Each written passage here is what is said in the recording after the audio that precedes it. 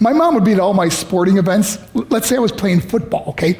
My mother would be on the sidelines, and if the play on the field started going one way, my mother would run along like, Mark, get him, get him! I'd be like, oh my gosh. I'd get in the huddle with the other guys. They go, Mark, is that your mother? I go, no, I never saw her before in my life. See, the greatest gift my mother ever gave me, she believed in me. I have overdosed on drugs on 3 occasions where I should have been dead. But I believe I was kept here for a reason. You show me your friends, I will show you your future. How do I know this?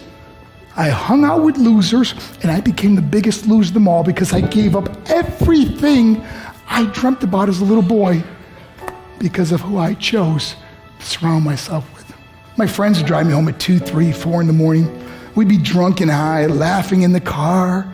We'd pull up in front of my house in New York. They go, Mark, the light's on. I go, oh man, my mother's up. See, my mom wouldn't go to bed until she knew her son was still alive. I'd walk in, she'd say, hi, Mark, how was your night? I go, it was good, Mom, I'm just gonna go to bed. She goes, can I talk to you for a minute? I go, Mom, I'm tired, I'm just gonna go to bed. She goes, Mark, I haven't seen you all day and all night. Can I please talk to you? I said, man, just leave me alone. You bug me. I'd slam my bedroom door on the one person who believed in me. I was on a worldwide tour and we were wrestling overseas in Japan. After my wrestling match, I went upstairs in my hotel room and I fell asleep. There was a knock at my door at 3 o'clock in the morning. I got out of bed and I looked through the safety window and I could see it was a Japanese promoter. So I opened the door and he said, Mark, you need to call home. There's been an emergency. I went and got on the hotel room phone. I called back to the United States. I said, hey, what's going on? They said, Mark, I don't know how to tell you this. I said, just tell me what happened. All of a sudden they started crying. They go, Mark, I can't tell you. I said, just say it. They said, Mark, your mother died. I just threw the phone down. I ran out of my hotel room.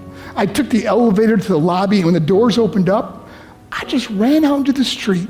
I mean, there was no cars, there was no people. It was 3 o'clock in the morning. And I walked down the middle of a street in Hiroshima, Japan, and I remember looking up and just saying, Mom, I am so sorry. I flew home for her funeral, and I was so nervous to walk up to her casket, so I just stood way in the back. And I kept looking from a distance. I kept thinking to myself, Mom, please wake up. Please get up. And then I finally got the nerve to walk up to her.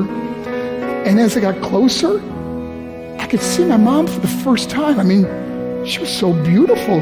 She was dressed in white. I mean, she looked like an angel. And I just stood over and I said, Mom, you are my hero. Everything I am, everything I hope to be was because of you. You loved me so much, you gave me a life. You're the only one that ever believed in me. How did I repay her? By getting drunk, by getting high, by getting stupid, by hanging out with losers? For what? All she ever wanted to do was talk to me. I wish I could talk to you now, Mom. I wish you could see what I'm doing. Why couldn't I have been a better son? We are defined by our choices. But if you surround yourself with people involved in drugs and alcohol and pills, it's a dead end. I'm not here to preach to you. I'm here to tell you I lived that life. It leads to broken hearts, broken relationships, broken dreams, and death. For what? To get high? If you have a mother or a father, when you go home, tell them how much you love them. See, my whole life was about being rich and famous. I had to be a millionaire. I had to win the race. I had to win the race at the expense of my marriage, my family, my friends. For what?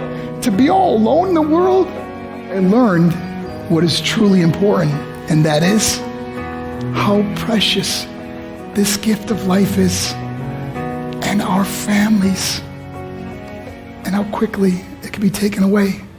See, I no longer live in time, I live in moments. See, it's not what's in your pocket that matters. It's what's in your heart that truly matters. Love Love is just a word until somebody comes along and gives it meaning. You're the meaning.